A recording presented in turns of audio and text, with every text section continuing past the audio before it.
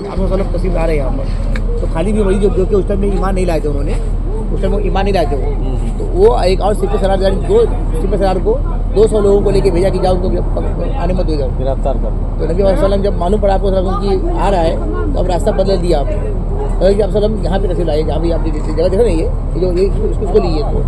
जो जगह देख रहे हैं आप ये इसी मकाम आप सल्लम आके यहाँ पे जगह फरमा हुई।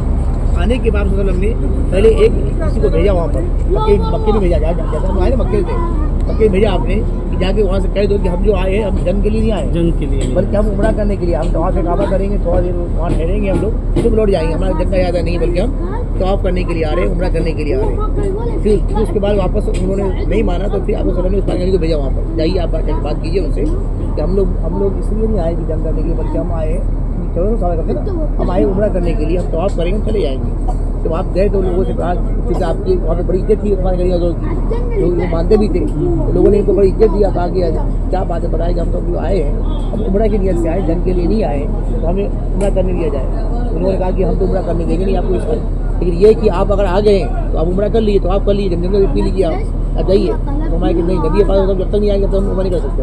हमारे आगे नबी पाक होंगे, हम पीछे होंगे, तो हम तवाफ़ करेंगे। तो फिर ये बात हुई कि नहीं ऐसा नहीं होगा, बल्कि उम्रा नहीं करने दिया जाएगा। फिर वहाँ से एक एलची आया, वहाँ को उनका बंदा नुमाइंदा आया, मक्के वाले का नुमाइंदा आया वहाँ पर,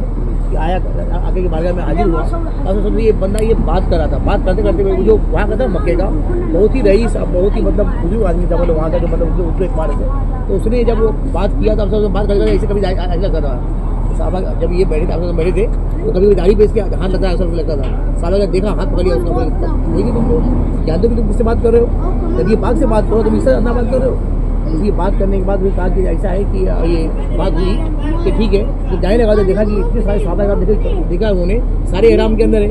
तो जाके कहा कि ए मक्का वालों समझो बात को, जानो ये कौन है, ये नबी पाक में जो सहाबा है, इसने जान इशार इनके कि मैंने अपनी आंखों से देखा है, मैंने कि जो वजू करते नहीं वजू, तो वजू का पानी भी नहीं पीने देते, बल्कि जो थूकते हैं आप वसल्लम उसको भी पकड़ लेते हैं, आप